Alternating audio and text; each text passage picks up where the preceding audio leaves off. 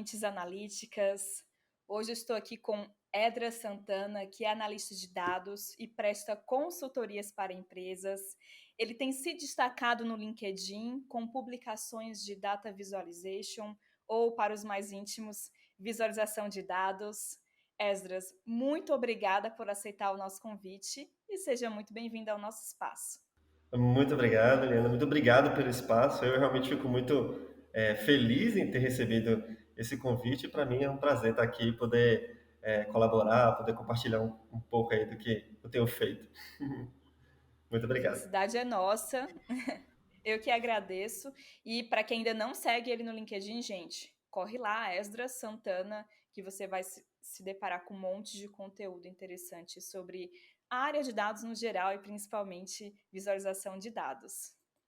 Esdras, toda semana alguém me pergunta qual que é a melhor ferramenta de DataVis, e a gente sabe que as ferramentas fazem sim diferença em muitas situações, mas que aquela pecinha humana é o que de fato muda e potencializa todo o desenvolvimento de uma visualização de dados.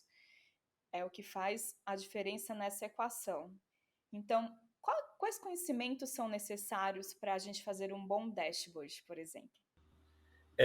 Bom, eu concordo contigo 100%. A pessoa, de fato, que está manuseando ali, o analista de dados, ele realmente faz toda a diferença. Não adianta você ser um mestre na ferramenta ou ser um mestre em design, você saber realmente como fazer um desenho, como plotar as coisas, mas se a pessoa que está ali analisando os dados, ele realmente não tiver uma direção e a ciência do que de fato ele está fazendo, por que, que ele está colocando aquele elemento, por que, que ele não está colocando esse elemento X ou Y. Isso aqui de fato vai fazer diferença em um dashboard eficiente. Né? Então, a ferramenta pode ser a melhor de todas, mas se a pessoa que está pilotando ela realmente não tiver a capacidade de entender como utilizar a ferramenta, não vai adiantar e não vai ter um dashboard de fato eficiente. Né? Então, assim, eu acho que em relação a conhecimentos, eu acho que a primeira coisa que é necessário do analista de dados é conhecer o negócio. Né? Então, quanto mais intimidade a pessoa tiver, o analista tiver com aquela área de negócio em que ele está prestando serviço ou que ele está fazendo o dashboard, mais fácil para ele vai ser desenvolver aquele dashboard.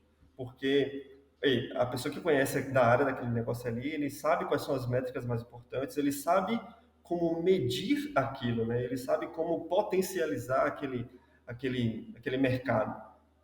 E ele vai saber de fato o que um usuário final gostaria de ver, né? Mas mesmo que, por exemplo, aquele que trabalha com consultoria, que geralmente pega várias áreas, né? Então não tem como ele ter conhecimento de tudo. É muito importante, obviamente, conhecer. Tipo, ele precisa sentar com a pessoa, precisa sentar com o usuário final, precisa entender o negócio, precisa perguntar para ele, como é que você costuma ver isso aqui, como é que você mede isso, como é que você mede aquilo. Então ele vai ter que de fato fazer meio que uma entrevista. Ou seja, assim, eu costumo dizer que todo um projeto de análise de dados, todo dashboard, ele é um projeto. Então ele não é algo que simplesmente, tá aqui os dados, beleza, eu vou pegar esses dados, vou montar qualquer coisa aqui e te mostrar aqueles gráficos bonitos. Não é isso. É um projeto que se constrói em conjunto. Eu preciso estar em contato com o usuário final, eu preciso estar em contato com os responsáveis que vão me disponibilizar aqueles dados, ou se não, eu preciso conhecer a estrutura de onde dados estão vindo. Então, é necessário que ele realmente esteja imerso em todo esse ambiente do cliente, né, para que ele consiga realmente entender e extrair o máximo de informação daqueles, é, daqueles dados, né? Então, a partir daí ele vai começar, de fato, a colocar um propósito naquele dashboard. Ou seja, o dashboard ele não está ali simplesmente para você ver um gráfico bonitinho, um gráfico de pizza, que todo mundo gosta de ver. Ele não está ali para mostrar apenas gráfico, números. Aqueles números eles precisam ter um objetivo, precisa ter um sentido, ele precisa ter um contexto, eles precisam responder alguma coisa, ele precisa atender o problema daquele negócio, né? Então, é muito comum a gente olhar para alguns dashboards que são só números expostos, né?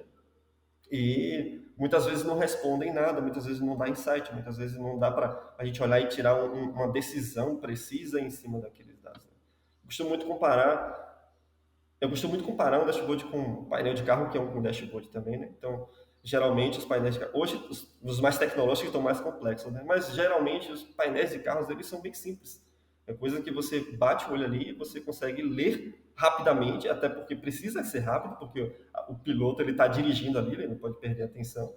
Mas acendeu a luzinha, ele já sabe, pô, preciso abastecer o carro. Ou então, acendeu, preciso levar o carro na oficina, preciso resolver isso. Ou seja, o limite aqui é 60 por hora, o ponteiro está apontando mais, então eu preciso reduzir, ou então estou muito devagar, eu posso acelerar aqui. Então, você, no painel de carro, você bate o olho, rapidamente você consegue tirar uma resposta para você tomar uma ação em cima daquilo. Então, isso é um dashboard, né? Um dashboard precisa ser assim. A pessoa precisa olhar para o painel e aquilo vai direcionar ele, vai dizer, eu preciso fazer isso, eu preciso deixar de fazer isso, posso avançar, posso frear. Então, eu acho que então, ter esse conhecimento de o que são os dados, conhecimento do negócio, saber que o dashboard ele precisa ter um propósito. Outra coisa essencial, saber manipular dados. Então, eu preciso trabalhar os dados que eu estou extraindo, não é simplesmente tirar da fonte e já jogar no painel. Eu preciso tratar aqueles dados, eu preciso limpar, eu preciso que a informação que vai ser exposta ali seja coerente, seja legível. Então, eu preciso ter esse conhecimento também de tratamento de dados, né? Você já tem a parte do design, do layout, é algo até meio que lá pro final. Tipo assim, é a cereja do bolo, de fato. Então tem toda uma estrutura que a gente precisa seguir, que inclusive toda essa estrutura vai me permitir que aquele layout seja muito bonito e seja muito eficiente. Sem esses passos anteriores, é muito mais difícil a gente conseguir um bom resultado com um dashboard. E, obviamente, não dá para negar também que a pessoa tem um pouquinho de conhecimento e noção de design, de UI e UX também, se tiver, isso, obviamente, vai contribuir bastante, né? Eu acho que vai por Perfeito. aí. Você comentou pontos muito importantes e eu queria destacar alguns deles, né? Que é o contexto, saber o contexto do negócio, para que essas informações vão servir, quem que vai utilizar Exato. também é muito importante. A forma como o executivo consome dados é diferente da forma que uma pessoa que está ali no nível mais operacional, tocando a operação ali no dia a dia, vai consumir esses dados. Aham. E, de fato, qual é o objetivo final? Que tipo de decisão espera-se tomar a partir das informações que estão dispostas ali, né? Sem É. dúvida nenhuma, são questões muito importantes na hora de desenvolver uma visualização com dados. Outra coisa bem interessante também que eu tenho percebido muito é a questão do usuário final, né? Então, até o nível de intimidade que o usuário final tem com leituras de gráfico, leitura de dashboard, isso também vai fazer toda a diferença. Porque às vezes não adianta você fazer uma mega estrutura, um layout sensacional com aqueles gráficos incríveis, sendo que o usuário final ele não consegue interpretar aquilo, né? Ele não tem aquela intimidade. Então, até essa parte, esse processo desse contato com o usuário final, de entrevista, de conhecer o seu cliente de fato, isso é importante porque você vai saber até onde você pode ir. Por mais que a ferramenta ofereça coisas sensacionais para desenvolvimento, mas o que importa ali de fato é a informação e o usuário final. Se aquilo não tiver claro nesse conjunto aí, nessa dupla, não adianta a gente nem criar coisas mirabolantes assim. Então, eu acredito que o dashboard perfeito não é aquele que é o mais lindo, que é, vou expor isso aqui em um quadro. Não, é aquele que realmente responde o problema, atende o problema do usuário final.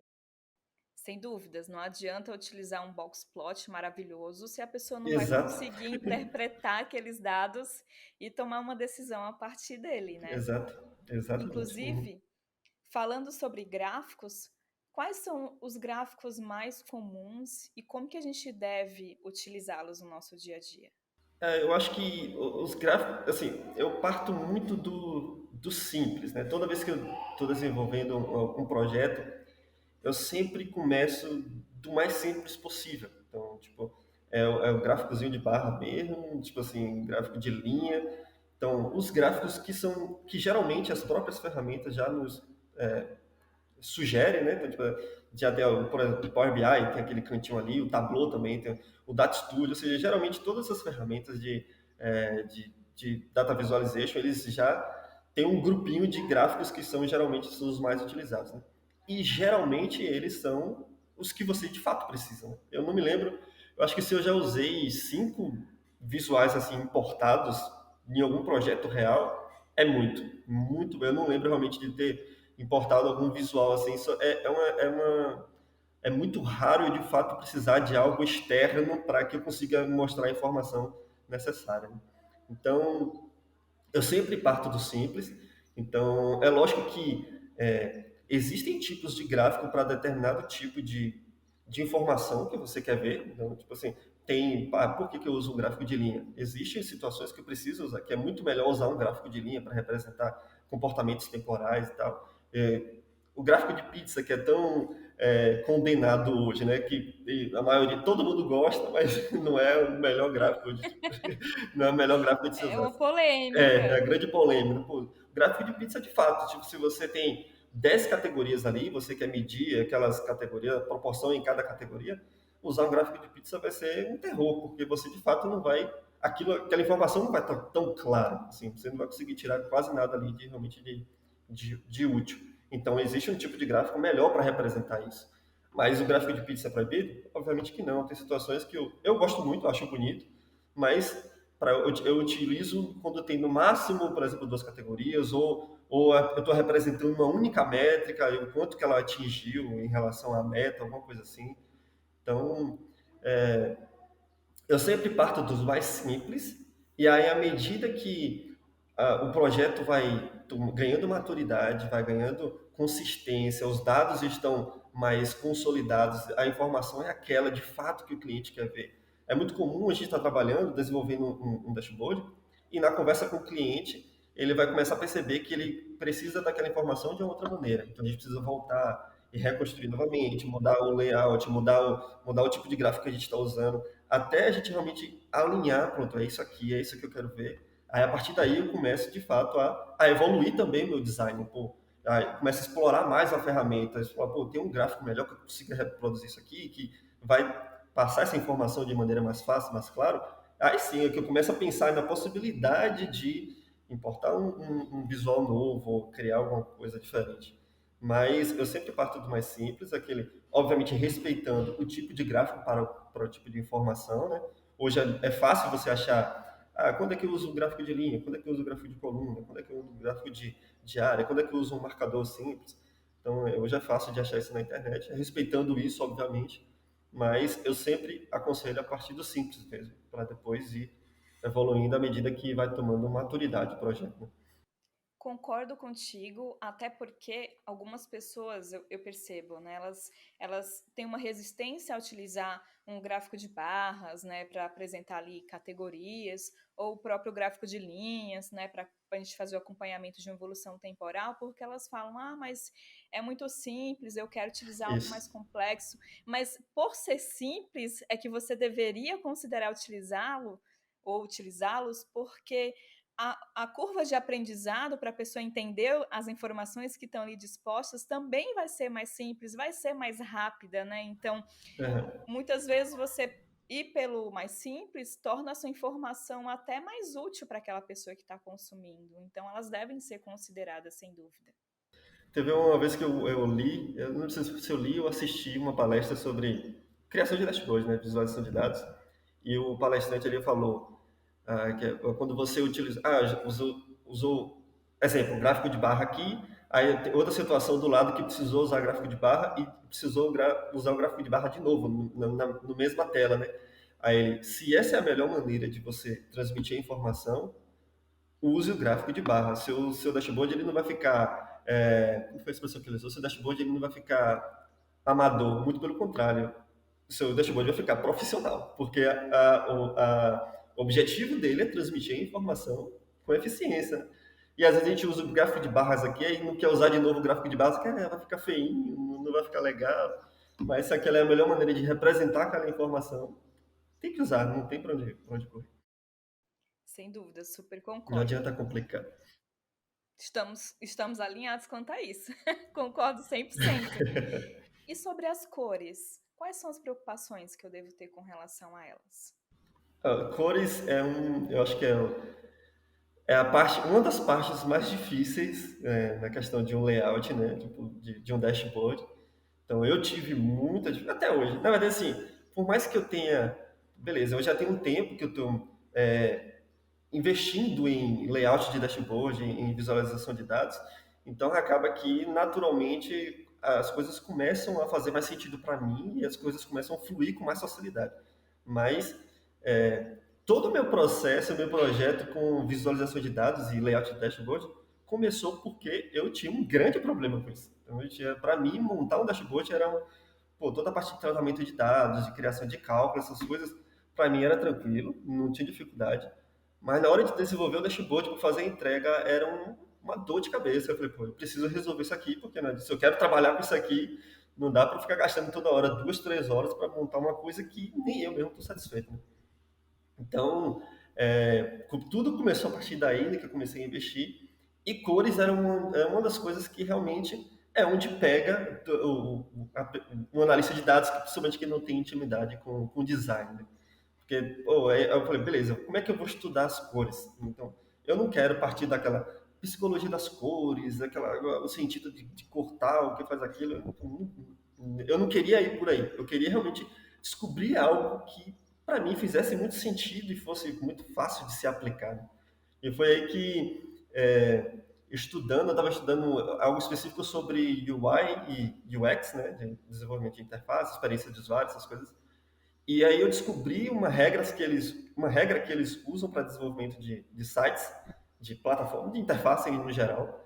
E aí nessa regra, na verdade, eu acredito que ela é da arquitetura e design de interiores, que é a regra 60-30-10. Ou seja, eu tenho até um vídeo que fala bastante sobre isso, como funciona essa regra, mas para a gente não se alongar aqui, é a proporção de cores. Você vai escolher 3 cores, geralmente, e obviamente é aconselhável você sempre partir da paleta de cores do cliente. Se o cliente não tem paleta de cor, parte da sua paleta, se você tiver uma marca. Se você também não tiver uma paleta de cor, algo que te caracterize, tem vários sites que já têm combinações prontas, desenvolvidas por designers profissionais, então você não precisa ficar perdendo tempo criando a sua própria combinação. Você entra no site desse, você já vê lá combinações de cores, se você escolher uma que você gosta, escolhe 3 cores ali e aplica essa regra de 60-30-10, que é 60-30-10 são números de proporção de predominância de cada cor na interface. Né?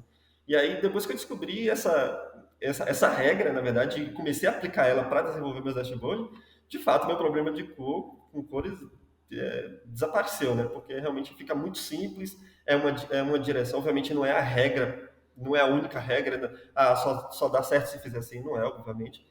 Mas para quem não tem essa expertise, essa facilidade com design de layouts, é sensacional. Eu até hoje eu uso e para mim tem sido realmente um grande Bom, diferencial. eu também uso e é uma regra para a vida, gente. Facilita muito a nossa Isso, escolha de cores. E aí, só complementando o que você exatamente. pontuou, né, a questão dos 60-30-10 e a da proporção, como você mesmo mencionou, seriam ali que 60% das cores que você utiliza seriam as cores predominantes, né, daquela paleta de cores do cliente, 30% de cores secundárias e de 10 ali seriam cores de detalhe. Não seria isso? São cores que, exato.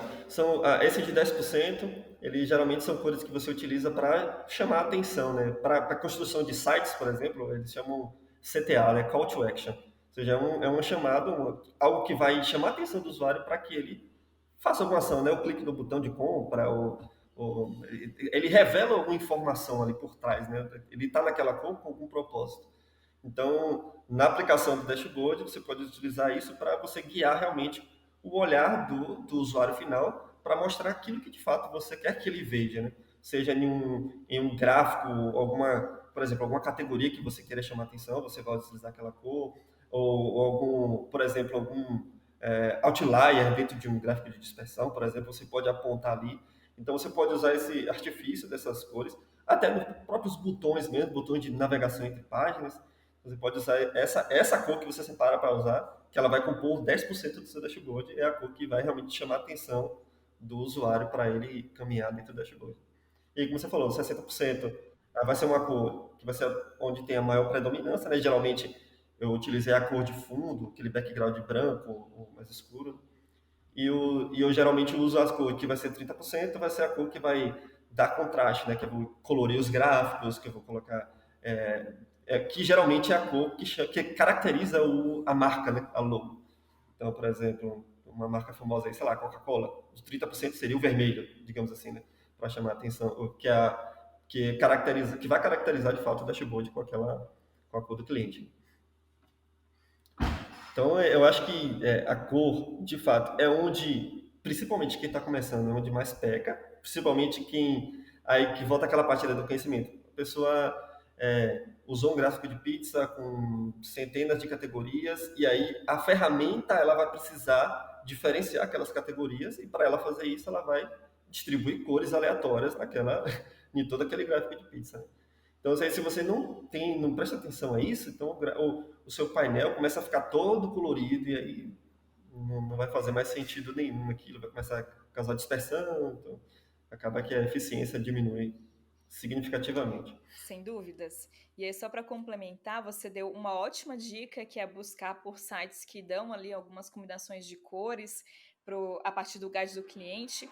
E uma outra opção também é que existem ferramentas onde você pode, por exemplo, tirar um print de alguma comunicação da empresa, como por exemplo um site, e Sim, subir, como por exemplo a Color Palette Generation do Canva. sim, Você consegue subir essa imagem e ele vai dizer quais são as cores predominantes que estão ali naquele print que você subiu, naquela imagem que você subiu. E aí você define, né, o exato. que você vai usar como 60, 30 e 10. Também é uma opção para você Isso, utilizar. exatamente. Hoje eu faço exatamente assim, porque geralmente, principalmente empresas menores, não tem toda aquela estrutura de design, toda aquela cartilha, toda aquela. Então, geralmente, o que eu faço? Eu acesso o site do cliente, tiro um print ali geral de como é que está se comportando as cores, e geralmente até eu tento criar o meu dashboard que se assemelhe muito com o site. Então, tipo assim, se o site é todo clean, com fundo branco, então eu vou tentar imitar aquilo. E se tem as cores dele caracterizando onde está o menu, então o meu menu do dashboard, geralmente eu vou tentar imitar aquilo do cliente.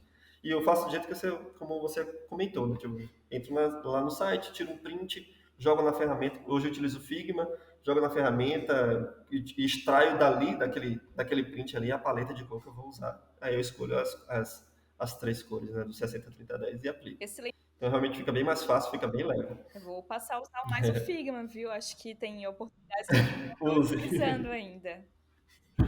Não, o Figma realmente quando eu comecei desenvolvendo. Acho que todo mundo geralmente começa pelo PowerPoint, né? Pela afinidade, pela facilidade que tem, né? De criar também. Mas eu queria que fosse algo mais específico e voltado para design, né? Que seja o PowerPoint, por mais que excelente que a ferramenta seja, ela não é uma ferramenta para design. Então, aí eu acabei descobrindo o Figma, que é uma ferramenta focada em desenvolvimento de interface, e aí realmente ela faz uma excelente ferramenta.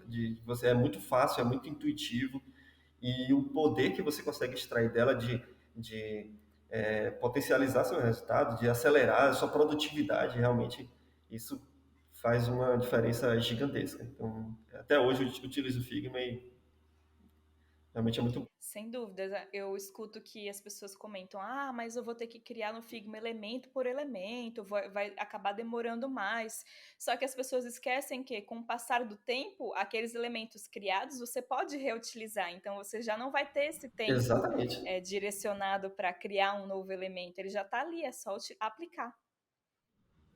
Exatamente, é só reaproveitar aquilo ali sem perder o projeto que você já tinha, né? Às vezes não quero mexer nisso aqui porque deixa aqui quando eu precisar disso aqui. Não, você dá um Ctrl+C, Ctrl+V, coloca do lado e aí vai manipulando da forma que você quer ali. Então, assim, é uma ferramenta realmente muito poderosa. Assim, eu sugiro, tipo assim, sempre quer começar a desenvolver uma coisa realmente para mudar completamente a questão de velocidade, produtividade mesmo. Realmente o Figma faz muita diferença. Faz muita diferença. Esdras, e uma dúvida muito comum é sobre o espaço vazio, o espaço em branco.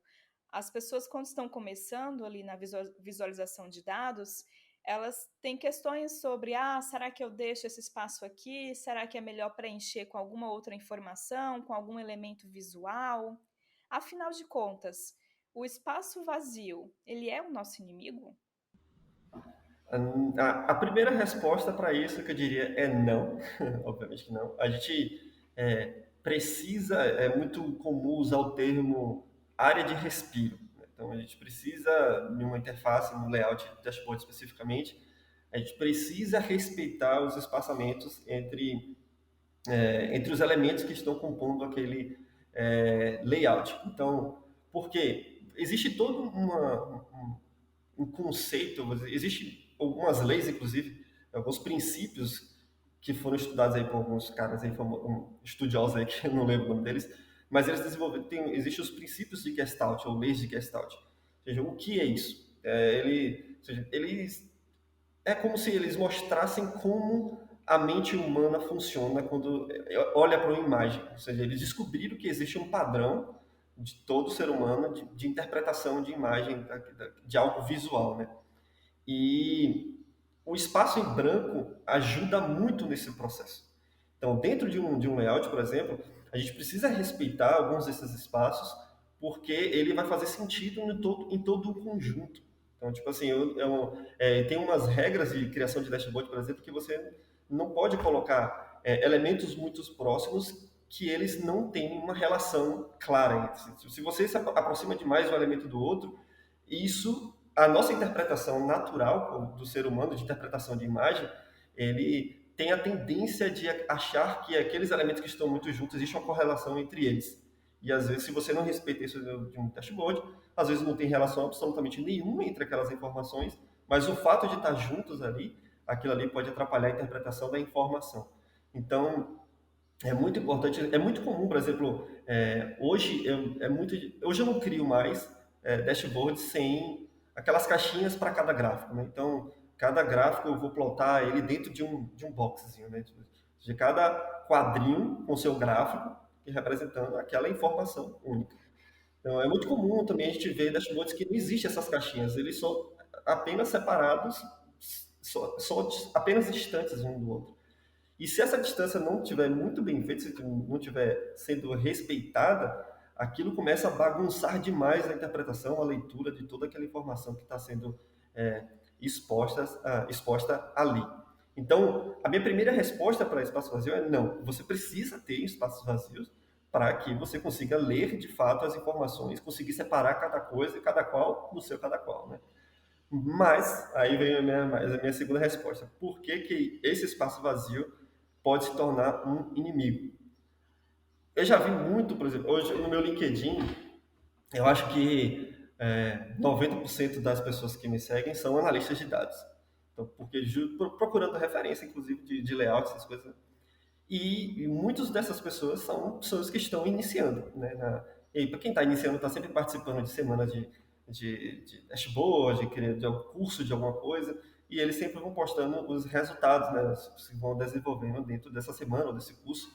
E é muito comum você ver dashboards que não estão padronizados. Ou seja, o que é isso? Esses espaçamentos, eles não têm um padrão. E às vezes, quando esse espaçamento não tem um padrão, aí que começa a bagunçar também a informação. Então, por exemplo, cards, onde tem os big numbers ali do dashboard, eles não estão com espaços iguais entre si, ou eles não têm um espaço igual entre os outros elementos do dashboard. Isso para quem Então, tem isso toque começa é terrível, gente. Não faz exatamente, isso, por favor. Eu passo mal vendo coisa exatamente. desalinhada.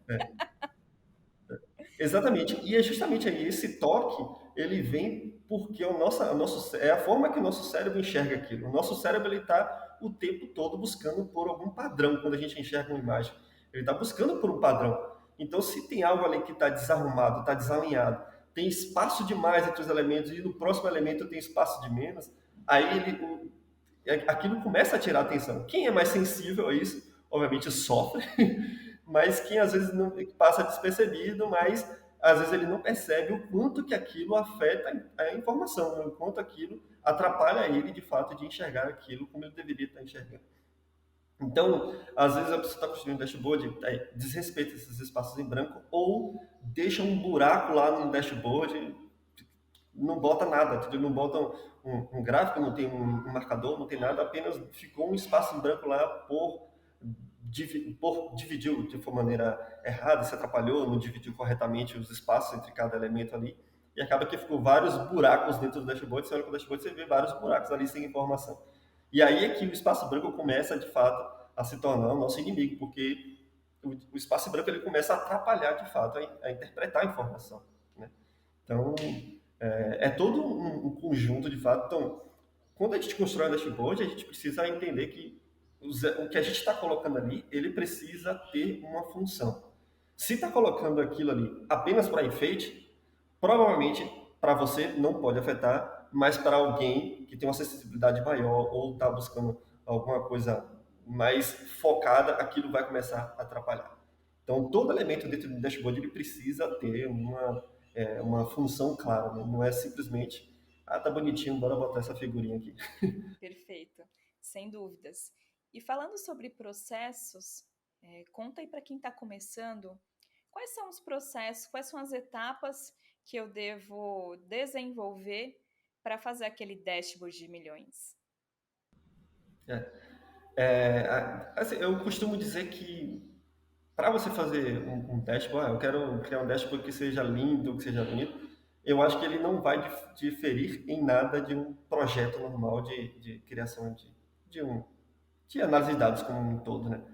Porque tudo que você vai colocar lá no final, como um layout ou a visualização de dados, ele vai depender de um processo anterior que você precisou construir.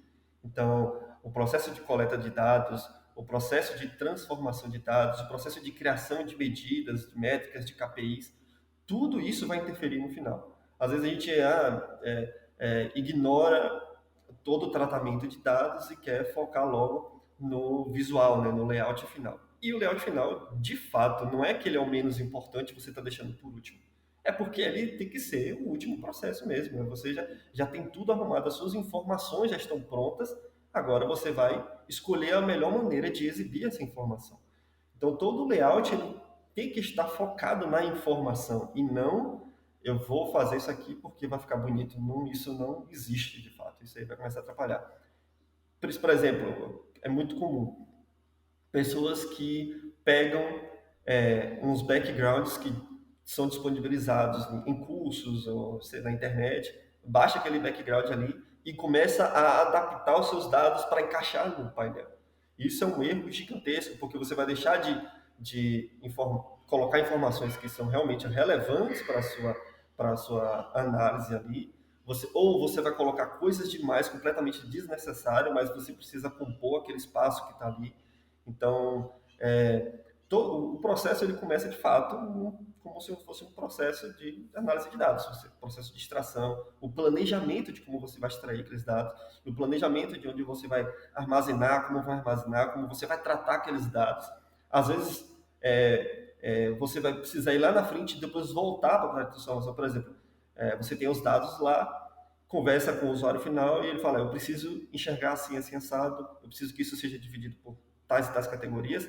Aí você vai ter que voltar lá para o processo de transformação de dados, criar uma maneira com que os dados consigam se adaptar de fato àquela informação que o usuário precisa ver. Então, para a gente realmente construir um dashboard de milhões, o dashboard de milhões é o dashboard que responde o problema do usuário final, daquela empresa.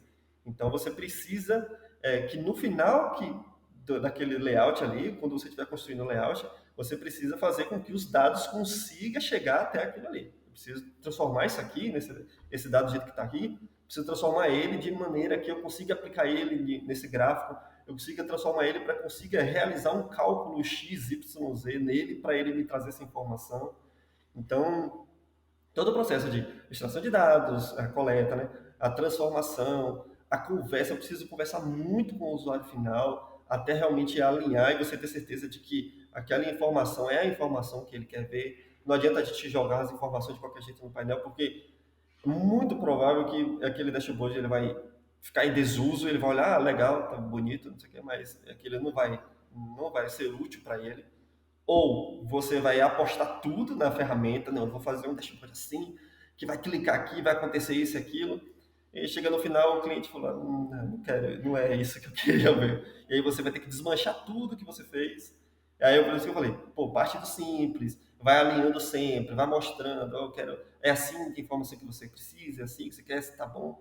Então vai construindo. Obviamente, você como analista de dados, você sabendo como alguns gráficos funcionam, como a informação aparece, você pode sugerir também, você na verdade deve sugerir, às vezes você está tratando, lidando com pessoas que não têm intimidade, que não têm tanta facilidade com a leitura de gráficos, e aí cabe você também ajudar a ele a evoluir, né? A ler os gráficos da maneira correta. Então você consegue, com sua expertise, você vai, esse gráfico aqui é melhor porque você consegue enxergar essa informação assim, isso vai te responder a dúvida que você está precisando, e não aquele gráfico que você queria, ou a tabela que você queria. Geralmente o cliente gosta muito de tabela, que é um tabelão lá, não, bota a tabela. Assim. E às vezes a tabela nem é a melhor maneira de representar aquilo. Falou, em vez da tabela, usa isso aqui, ó, vai ser muito mais fácil, muito mais rápido para você identificar tal coisa. Então, eu acho que esse processo inicial é fundamental. Aí a gente parte para conhecer a ferramenta. Quanto mais intimidade você tiver com a ferramenta, e obviamente, quanto mais capaz for a ferramenta for de entregar coisas realmente incríveis, então você vai também usar isso e sempre apresentando para o cliente. É sempre o usuário final na jogada. Você começa a desenvolver coisas que a ferramenta consegue oferecer. Por exemplo, hoje a gente tem excelentes ferramentas que nos permite trabalhar de maneira fantástica mesmo, para você criar realmente algo muito especial, mas como também tem ferramentas que você fica bem engessado. Não significa que aquilo não vai ser um dashboard de milhões, aquele dashboard não vai responder, que não significa que aquele dashboard não vai responder o problema, não vai atender o problema do cliente.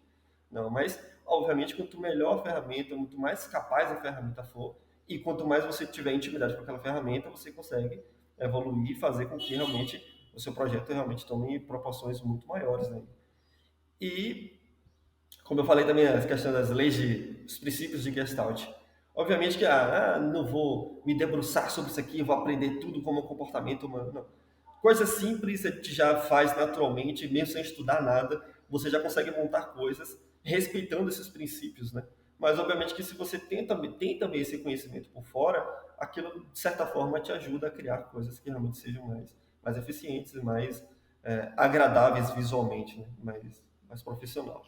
Com certeza, concordo super com tudo que você comentou. Eu acho que um ponto importante também para a gente pensar é que a gente precisa responder às perguntas que os clientes têm naquele momento, mas que à medida que eles vão Isso, estudando, eles vão analisando os dados que estão ali disponibilizados, surgem novas perguntas, e aí você vai ter a possibilidade de exatamente. evoluir aquilo que você já fez. Isso.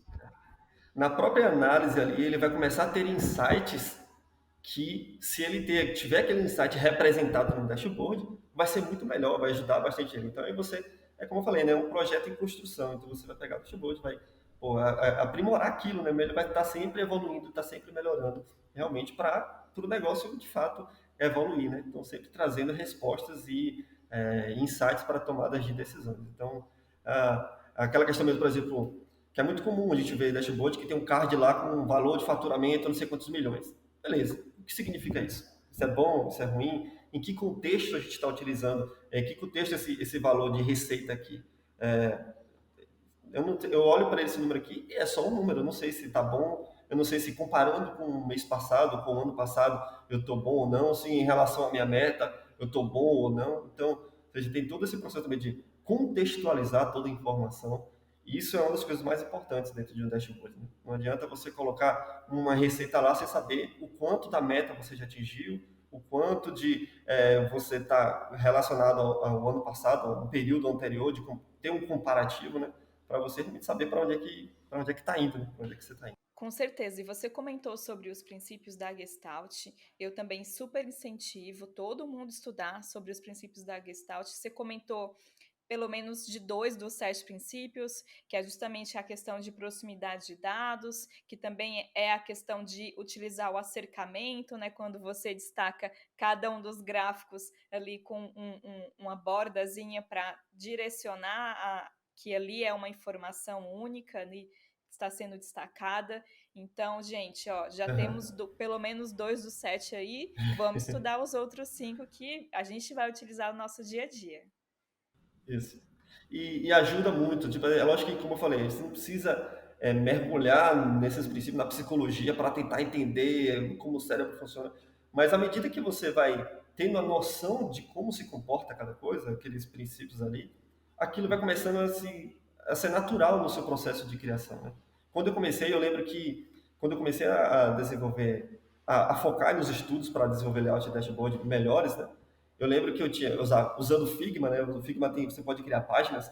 Eu tinha uma página dentro do Figma com várias regras que eu tinha estabelecido, né? Então, eu assisti um workshop de criação de layout e dashboard, nesse tinha 15 regras. Eu peguei essas 15 regras, botei dentro do Figma e toda vez que eu ia criando um dashboard, eu sempre acessava aquela página para ir confrontando o meu dashboard com aquelas regras, né? Obviamente que não são regras absolutas, você pode fugir, fazer a sua licença ali, mas obviamente por padrão, aquelas regras ali, você consegue construir um excelente dashboard. E toda vez eu ia confrontando o meu dashboard com aquelas regras ali para ver o que é que estava fugindo, o que é que estava faltando. E aquilo, hoje eu não preciso mais fazer isso, eu não preciso acessar aquela página para ficar olhando regra por regra. Hoje eu consigo até sair da regra sem perder toda a essência do meu dashboard, porque aquilo, por estar fazendo sempre, aquilo já começou a ser algo muito natural, né? As coisas começaram a acontecer de forma fluida. Então, é realmente a questão de prática, de envolvimento com o processo que logo, 10 minutos para fazer um layout vai ser tranquilo. Com certeza. Galera, mentes analíticas, que aula a gente recebeu hoje aqui do Esdras. Conceitos importantíssimos sobre visualização de dados, sobre como escolher cores, formas, como a gente consegue disponibilizar todo aquele espaço do dashboard ou de qualquer outra apresentação também para que seja útil, né, para a tomada de decisão dos times de negócios, de quem está ali na operação olhando para aqueles dados. Esdras, novamente, muitíssimo obrigada pela sua disponibilidade. Eu tenho certeza que este conteúdo vai ajudar muita gente. Não, eu que agradeço, eu realmente fico muito feliz em ter recebido esse convite. Muito obrigado pelo espaço e precisando, é só entrar em contato. Com certeza entraremos. Então, pessoal, até a próxima e tchau, tchau. Tchau, tchau.